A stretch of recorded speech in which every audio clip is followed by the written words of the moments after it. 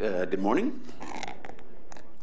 Well, first, thanks to Val for inviting me to come and speak. We've been engaged in about a year-long conversation since the last American Meteorological Society meeting, and on the phone and over email. That's been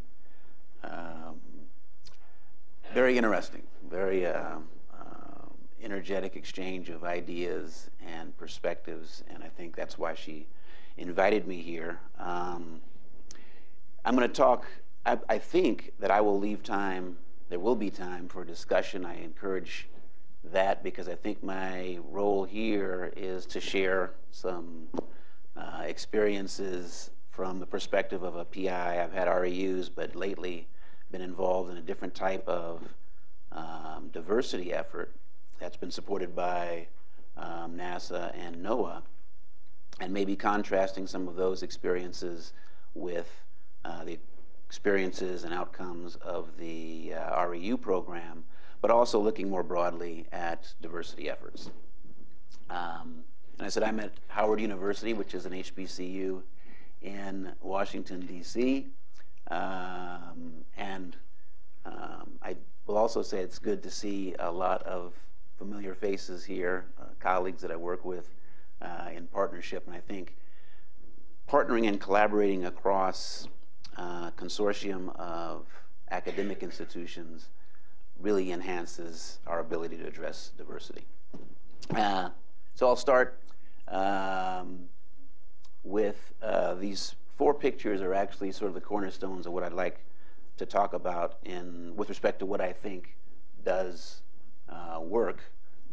The upper left frame is one of our graduation classes, I think the 2015 graduating class in atmospheric sciences at Howard University, all 4 PhDs and 1 master's student there. The picture on the right-hand side is a recent, actually, field campaign in Chesapeake Bay. The Owlets campaign is a multi-agency campaign to look at ozone pollution in Chesapeake Bay, and the Bay Breeze phenomena has been giving a lot of problems or challenges to air quality prediction. The lower left is a picture of the room in the Color of Weather reception. Color of Weather I'll talk a little bit more about, but that's a diversity reception at the American Meteorological Society meeting. Has anybody been to a Color of Weather reception? Okay, so, and that's a way of us engaging professional organizations in support of diversity. I think no sector can do it alone. It really takes multiple sectors, private sector, professional or public sector, federal sector, and academic sectors to work together. That's an example of how we're engaging some of the professional sector. And then the last image on the end is from the AMS Policy Forum, where industrial representatives come into Washington, D.C. in this case. I think they've had them in one other city, but come into D.C. and talk about the future of atmospheric sciences from the private sector perspective, and giving undergraduates and graduates exposure to that, and meeting business leaders in the field also, I think, helps entrain them into the community in a way that retains them and retains their interest. So I'll get on with the title, and Val helped me with this with this title.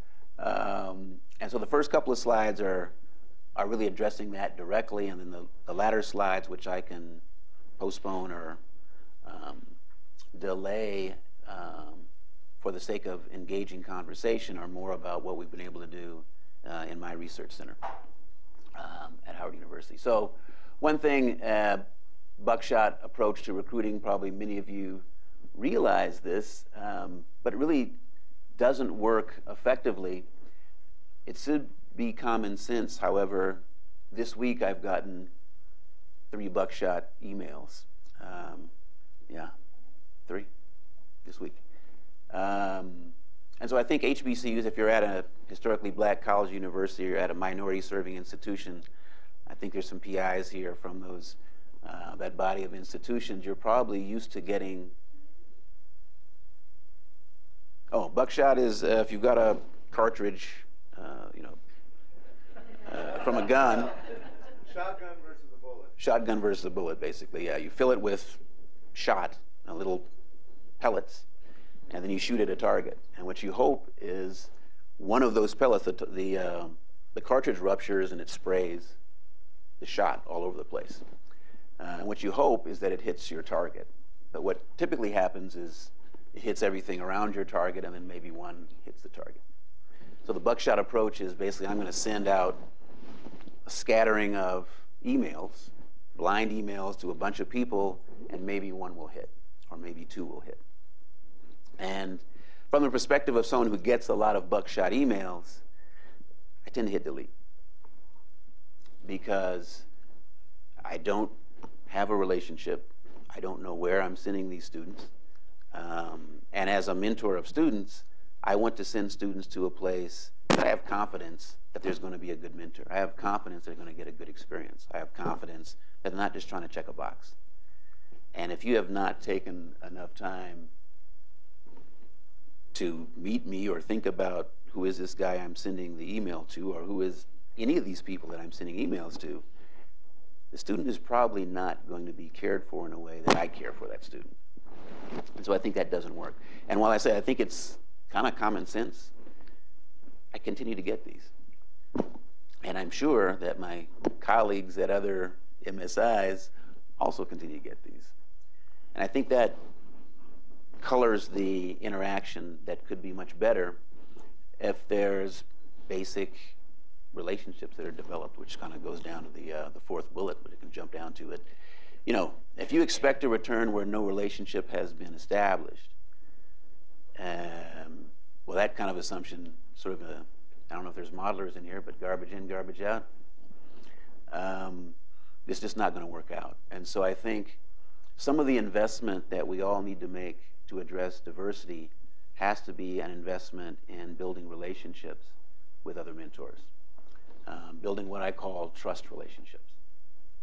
Do you know the person? Does the person know you well enough to trust you with their students? At minority-serving institutions, at least, and we shouldn't do this, we should be completely objective, we view a lot of our students as our own children.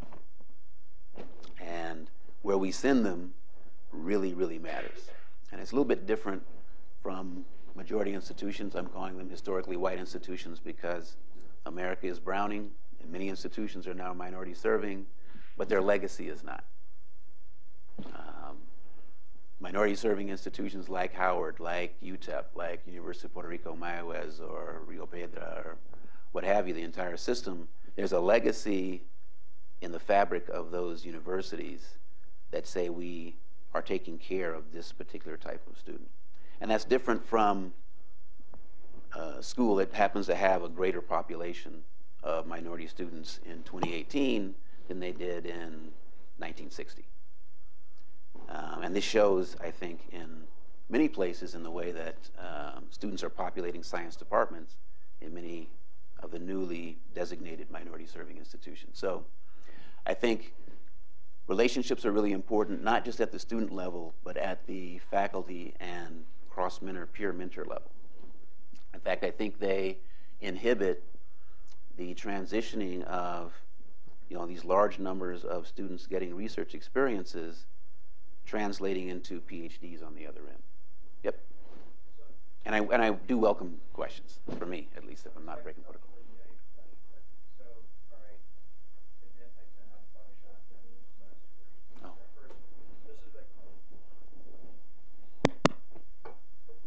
Since we're recording, we're going to thank you. So last year was my first recruiting year, or my first cohort was this summer. So I'll admit I sent out Buckshot messages to a lot of places. How do you differentiate between what's an honest attempt to reach out versus Buckshot? In other words, you're talking about establishing relationships. If I'm not someone who necessarily gets a chance to go to a lot of meetings and I want to establish those relationships. I mean, I was able to bring in a Native American student this year because of an opportunity I had to establish a relationship with that institution. Yeah. But that's really hard to do with a lot of institutions. So can you do that with an email? Can you say, we're trying to develop a diverse cohort? How can we, start a conversation so that you can develop that kind of relationship, other than sending out an email that probably looks like a Buckshot email? So. I think that's a really good question. And so I think two things that come to mind, and I'd invite other comments on that too. One, if you have a time to call and just establish a one-on-one conversation, that can go a long ways to breaking the ice, so that when you send, I'm thinking about doing this, I'd like to send an email, do you have time to talk? I think that goes a long ways. I think Buckshot approach to recruiting, you may hit a few, but it does take, that takes time, and I think it's not very effective. Another way is to be more intentional about who you're targeting. So instead of, like you said, you had a good contact or relationship with a tribal college, or select 3 universities, and then try to develop a relationship with those 3 versus sending it out to 50 or 20. And I think a meeting like this is a great meeting to talk to people who have networks that you can say, look, I'm trying to enhance diversity where I am. Who might be good people, and can you introduce me? Electronic, if I get an email from Melissa saying, so-and-so wants to, I'm introducing you to Joe Blow, who's interested in such and so forth. Okay, I'll pay attention to that. Melissa. Oh, I think this is, I don't know if it's on now. Yep. Sure. Thanks, Vernon. Just related to your comment and kind of connecting with what Vernon just said, specifically at this meeting, the last meeting, the 3rd workshop, I was sitting down having lunch, and next to me sat Solomon Villalon, who's from North Carolina A&T. And I said, oh, I've been meaning to call you on the phone because I was hoping maybe we could have a conversation. And you just happened to sit next to me here at this workshop, so it's perfect. And so I said, I have heard a lot about you, and I was hoping maybe I could come visit your institution and maybe give a research presentation, meet some of your faculty, meet some of your students. And from there, it initially started with a research interest. And then I said, I also have this RU program, and maybe we can have some conversations. Maybe we can just kind of further build on something by thinking about our program as a place that might be a good place for some of your students. And I, again, think about the students as like my own children. And so I just really want to support them. And through this, sitting down next to this person at this workshop, I was able to build trust with him, have relationship building with him. I've been introducing him to other faculty at our institution, and then kind of extending our partnership through research grants in that way. And so we've had a number of students from their school come to, I'm at Colorado State, and have them participate in our program. So really just having true conversations that are genuine and trying to think of it being a two-way relationship for both people. Yeah, I think that two-way relationship and seeing the source of, seeing MSIs, HBCUs as being more than just a source of students, seeing it as being a place for collaboration. And then the students are a natural part of that. So that's very good. One of the things I think, this is non-specific, but having research mentors select interns without oversight or applicant engagement. A lot of times mentors are trying to, we pick people who resonate with our own identity. And a lot of times minority students or diverse applicants may not present that way, certainly may not present that way on paper. And so we've done things with mentor pools, student pools, and trying to do sort of cross matches that has helped build a mentor relationship a lot better. But also having someone from the social sciences, someone from another background and perspective be on the selection committee and really help strengthen and broaden the way that you look at applicants. So those are 4 things. Something else came to mind. Hope it'll come to mind as I go along. Again, my talk is more of a conversation than a presentation. So, what works in MSI settings? So I'm going to move on to what works. I don't want to concentrate completely on what doesn't work, because I think that you've got to recognize that there are barriers. I think we all do. I think everyone recognizes those things, but figuring out ways to get around them once you've identified them is the more important thing. So again, I chose a couple of photographs because each one has a unique story in it. But what works, I think, in MSI settings in particular, and what I mean by what works is not just at an MSI you have diversity by definition. So really the challenge is less on, and you have diversity in a number of ways: first-generation students, ethnically diverse students, gender diversity, diversity in perspective. But it's about retention, really. It's not that MSIs are probably overproducing students in disciplines, in STEM disciplines and geosciences, but where are they ending up? Are they getting into grad school? Are they getting into these careers? And so individual attention, opportunities to publish or present at national meetings, I think that was highlighted, at least listed a little bit earlier when I was listening to some of the presentations. That's really important. Really engaging them, not just as extra hands on a field project or in a project project-based environment, but as a contributor to something that has this end result that their name is on, that they can take ownership of, that they feel, oh, now I'm part of the community because I'm out there in the literature. It's extremely important, and I think it's sort of a natural thing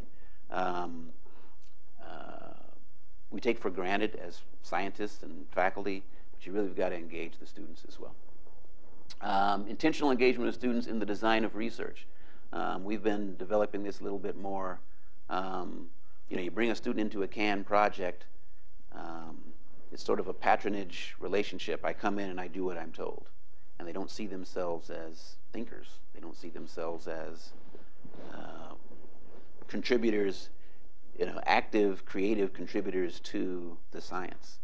But that's really what we want. If we want them to go into grad school, we want them to be the thinkers, the ones who ultimately end up on the other end and say, I've got an idea for NSF for where things should go. And building that into the research early, I think, is important. And we've done some of these with having the students help develop their work plan. Right? This may be the broad project. What kind of questions do you have? How do you develop the work plan? There's an engagement between the student and the mentor. And quite often, a faculty advisor at the home institution. Because again, as you develop those relationships at the sort of loci of where the students are, you have a sustainable pipeline. And then diverse partnerships and participation as well. And I think, again, a lot of, we have natural competitive instincts, competing for the best student. I think that mindset undercuts what we're really trying to do, actually. There's a large pool of students available, and it may not be the student with the highest GPA and, most shiny resume and letters. There may be another student with a lower GPA and letters that say, yeah, they've been struggling, but I really believe in this student. And that may be the student who actually stays through. Quick shot on these, actually. I know Shaquila recognizes a couple of these students. This is a summer program that we ran at Howard University that brought students in from a number of places, from City College. 2 of the students are in the yellow and blue shirts. So if you can see the contrast. We have mentors and students in here. A student that we recruited from University of Illinois and Howard. Brooke, I forgot where she came from, but I know she's working on her PhD at Iowa now. And Kara Marr from UPRM. But the nice thing about this is that all of these students actually went on to get advanced degrees. And the tall fellow in the middle, who was a mentor in this program, started off as an undergraduate chemistry major, master and PhD in atmospheric sciences, went on to NOAA, is working as a program manager there, but came back to mentor additional students in our program. And so some of the feedback loops, if you can manage them, I know there's folks who've had REUs for 20 years or more, bringing those types of individuals back. I think SOARS does a good job of that as well. That really helps sustain the effort and bring depth to what you're trying to do. The other image, maybe it is kind of small in this room, so I'll pass on that for right now. Again, what works in historically white institution settings, again, building a trust relationship, I'll always come back to this, is that that helps build a sustainable pipeline. Establishing bidirectional REU interactions with MSIs. Really fruitful MSI relationship that I had was with University of California, Davis, where instead of them just bringing students from Howard, we exchanged the same number of students. So if I sent 2 students from Howard to UC Davis, they sent 2 students from UC Davis to Howard to be in our program. And again, that's a balanced relationship that you then say, you trust me to mentor your students, I trust you to mentor my students. We can work from there because we're all in the same scientific community. And I think those can be very creative models as well. I think we're doing one with Colorado State, a similar one with Colorado State, but maybe not be an REU though. But I think those build the relationships. Allowing MSIs to take the lead. There's a significant amount of expertise at MSIs that can be exploited in these REU settings in partnership. And I think that's something that misses out sometimes. And then sustained individual and institutional commitment to diversity. I want to point to this picture. Been traveling a lot over the last 2 weeks. But I was last week I was at the Warren Washington Legacy Symposium at Penn State. And Warren was here for 50 years. A good number of years. Has been an anchor here. And if you don't know Warren Washington, he's the second African American to get his PhD in meteorology in the U.S. And has been a mentor to a lot of people. And I think just about every SOARS protege who came in got a half hour to an hour with Warren when they started. I mean, he really invested his personal effort in encouraging students. Even if he wasn't the specific mentor for those students, but he took the time. And having someone like Warren, who's a National Medal of Science winner, advise 5 or 6 presidents, having someone of that stature doing that is really important. And if you can get that kind of investment, it's major. Louis Uccellini actually is director of the Weather Service right now. His advisor was Charlie Anderson, who was the first African American to get his PhD in atmospheric sciences. Louis has been a big supporter of our program at Howard University since he was director of NCEP, and has given opportunities as students have gone on, really encouraged his organization to support us even from the last 20 years. Matt, of course, is past president of AMS, but big supporter of our students.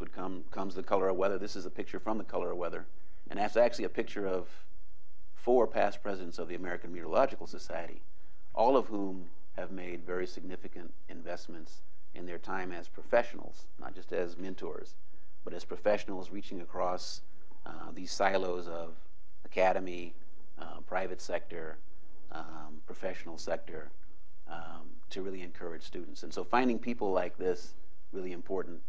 They're out there, and linking up with them makes a big difference. Last person is Marshall Shepard, who I've known since he was a grad student, former AMS president, now at UGA. So you've got federal sector labs, you've got federal administration, private sector, and academic sector commitments If you build off those types of networks, you really make a big impact, I think. So that was what works and what doesn't work. So I'll talk a little bit about my experience. The numbers that Amanda showed are very interesting to me because we're at an HBCU at Howard, one of few geoscience programs at MSIs. Our program started in 1998, so we're entering our 20th year. And it's only a graduate program, so we don't have an undergraduate program. We only have an graduate program, so we're recruiting students as well and trying to recruit students in a way that is specifically focused on enhancing the diversity of the field. Over the last 10 years, 1 out of every 2 African Americans with PhDs in atmospheric sciences graduate from our program. And 1 out of every 3 Latino PhDs in atmospheric sciences from our program based on the NSF statistics. Those are great percentages. What they point to are those numbers that you saw on the trend lines, that they're very small. It points to, I think the thing that MSIs do well is that we can produce and train students, and I'm going to talk about where the students go in a little bit. But I think this is where partnerships make a big difference, and that the numbers aren't going to change if we only rely on minority-serving institutions and HBCUs. All right? They're going to be flat, or given the numbers of PhDs that we produce nationally, they're going to go down. And so in order to get those numbers to flip, there have to be partnerships between MSIs and HWIs or majority institutions. There have to be. There is absolutely no other way. If we rely solely on majority institutions, you also get the flat line or decrease. Because the only thing keeping the line from going down right now,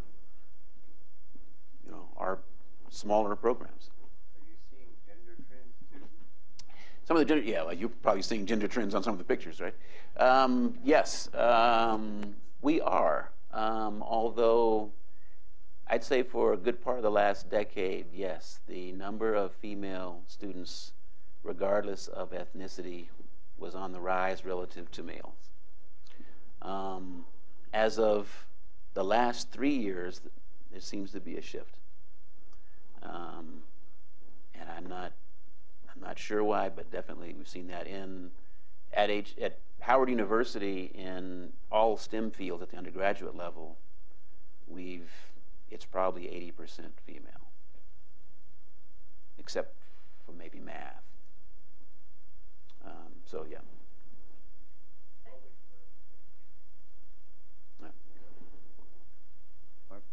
Mike Tusser.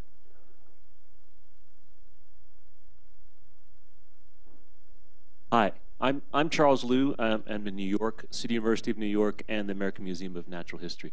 This has been a great presentation so far. Thank you. And in the spirit of the conversation, this slide brings up something that, and I have another question as well for you. But as far as this one goes, I noticed also in the slides that Lisa and Amanda presented that as far as minority participants in RU programs or research programs such as this, Asian Americans are considered members of minorities.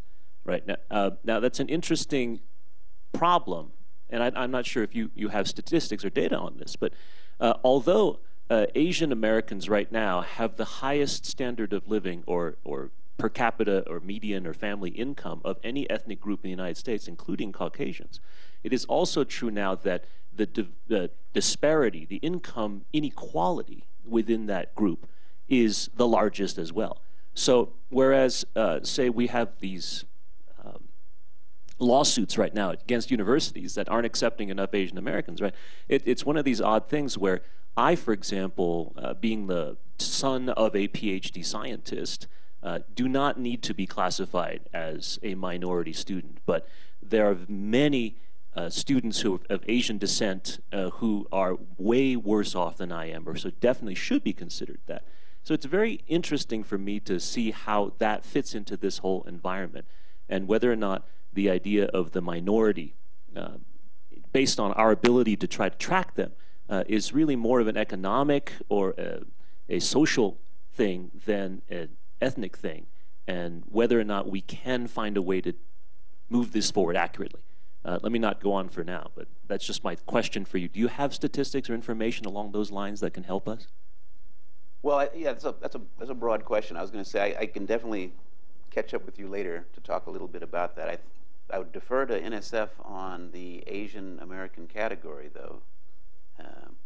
So Asians are not considered minorities for most of NSF, but for geosciences, we have noticed that they're very underrepresented in geosciences.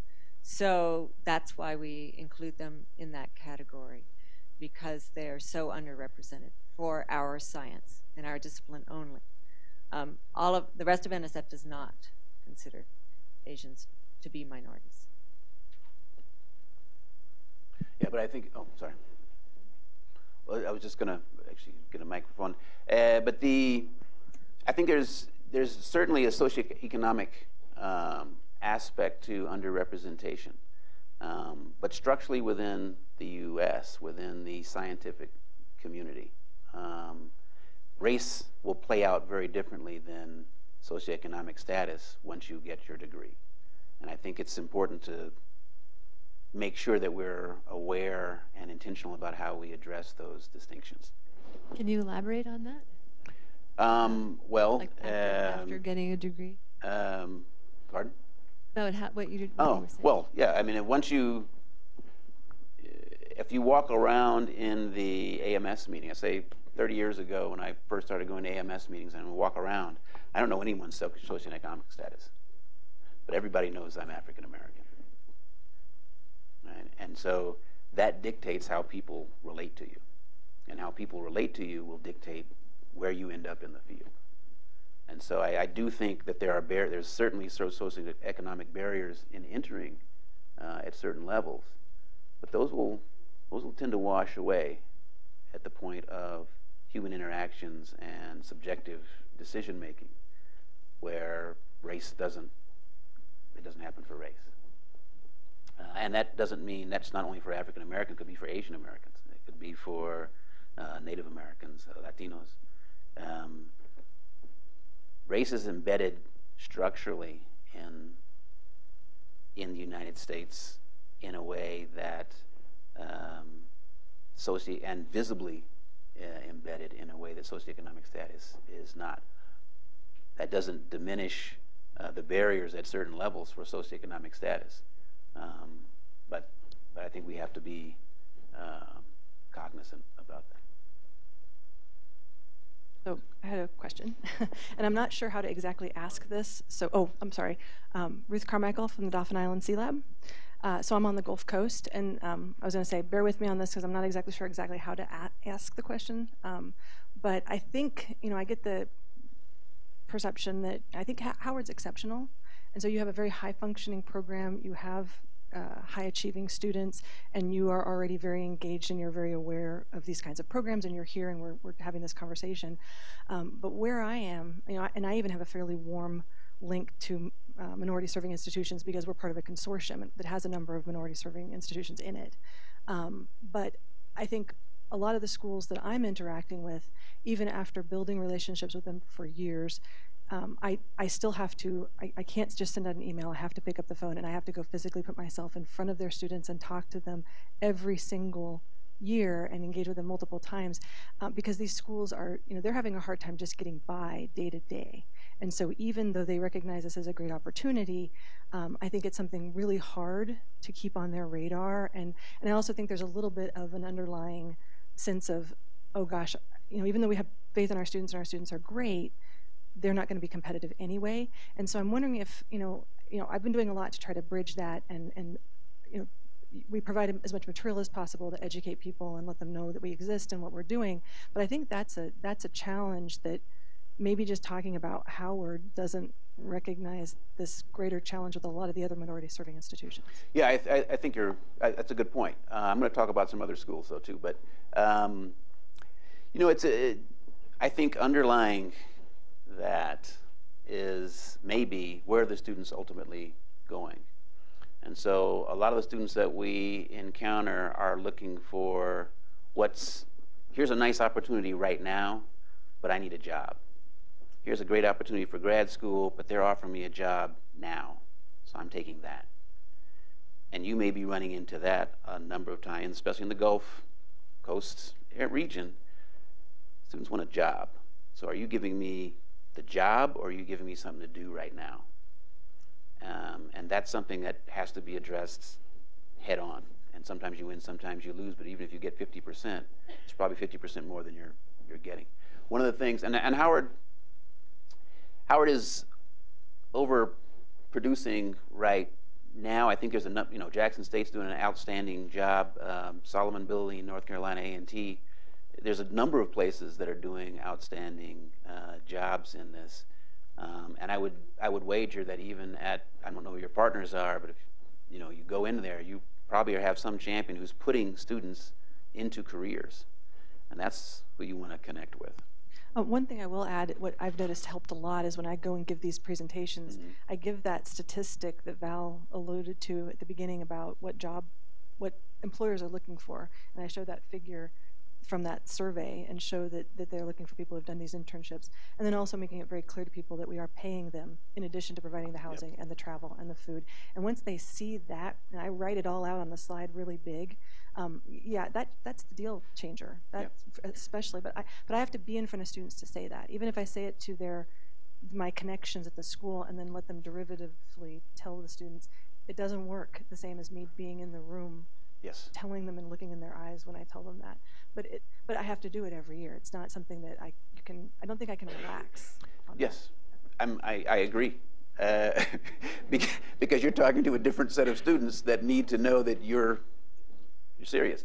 Now, it may be a thing where you re-examine your relationship to the faculty who are there too, because ultimately you do want that message translated.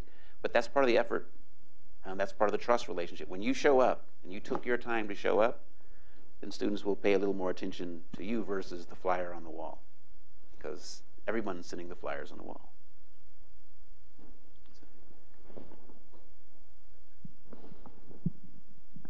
So what kind of interaction do you have? I mean, if I go and give a science seminar, very few undergraduates might attend. So how do you get the student target audience to come to your? So the first thing I do is, so I'm part of a consortium, but I've also reached out to neighboring, so I'm in Alabama, and I'm part of a Marine Environmental Sciences Consortium that's all the 23 public and private universities. I have to separately reach out to community colleges, and then I also reach out to Mississippi and Louisiana. And so I have target schools in those states as well. But it's a lot of running around. So I spend a lot of time doing it. But I have an REU presentation where I get up and I introduce them to who we are, what our institution does, what our faculty do, and it's all, exciting, sexy stuff. Well, then I go into I do a sales pitch for the RU program in general. So I tell them about what NSF is doing, and they can do this in any field, not just mine. And then I tell them what our specific program is, and I give them the numbers up there. And how's it scheduled? Oh, so that's where I rely on those people who are my connectors. So we have a liaison for each one of the schools in our consortium, or I've established a liaison with the other campuses. But I have to push pretty hard to do that. And when I first went, the first time, it was I would get that one particular faculty members. They would just find a way to put me in their class, and so I would go and talk to their class. But then it was hard for them because they were having to find time out of their teaching to do it. What has happened since is after I did that and they realized what I was actually selling, then they started working with me to develop special seminars. And so then they would work me into their seminar schedule. And so for a lot of these schools, what I'm doing is I'm giving a seminar on their regular seminar schedule. And then I'm trying to do, because I have to travel a lot going north in the state, I try to do multiple institutions in a single trip. So if there's multiple schools that are close together, I try to coordinate seminars back to back, maybe one in the morning and one in the afternoon, or one on one day and two on the next, or something like that. But I try to get them to do it so that, really encourage them to do it as a campus-wide initiative, not just the one guy who teaches oceanography in his class, or the one guy who teaches invertebrate zoology in their class. And so I'm still working on that, though. I haven't fully cracked that nut. It's an uphill battle, but that's what I'm trying to do. So I think the conversation is good. So I have 5 minutes, I'm going to present one slide, and then hopefully elicit a couple more questions. So one of the hats that I wear now is the director of the NOAA Cooperative Science Center in Atmospheric Sciences and Meteorology. And this is sort of a legacy center that started in 2001.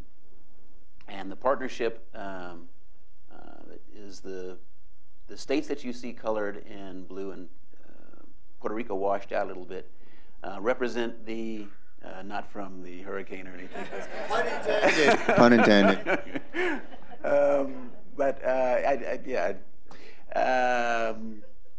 Represent the states in which the partner schools are located. So the consortium is actually 13 schools.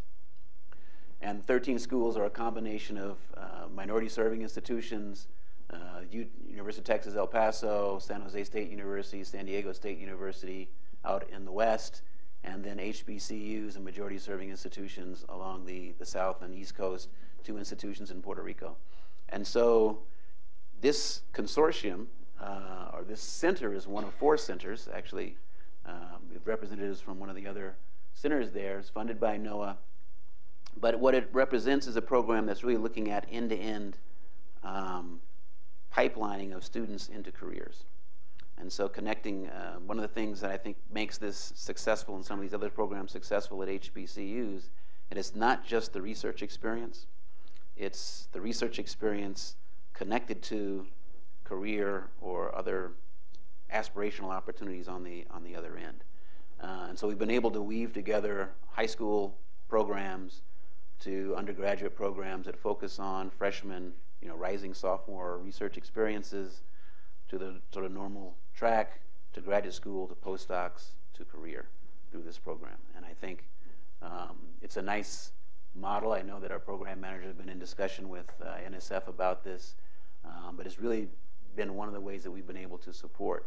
And just the last thing is that leading up to this, we developed consortia among HBCUs to rotate students through research opportunities where their interests matched up. So Howard has, we did Howard, Virginia State, Jackson State, University of Maryland, Eastern Shore, in a partnership where if a biology student really wanted to do fisheries biology, but they were at Howard, okay, well, you go to our partners over there, but you have someone who wants to do high energy physics, you come where we are. And so you share capacities and infrastructure. Because, again, one of the things, while we have great mentors, infrastructure tends to lag. And so if what can work at minority-serving institutions is either a partnership to a major infrastructural capacity, or developing one at your school can really become a hub for you to then develop other relationships with that. I can expand later, but I can also stop now. Well, thank you so much, Vernon.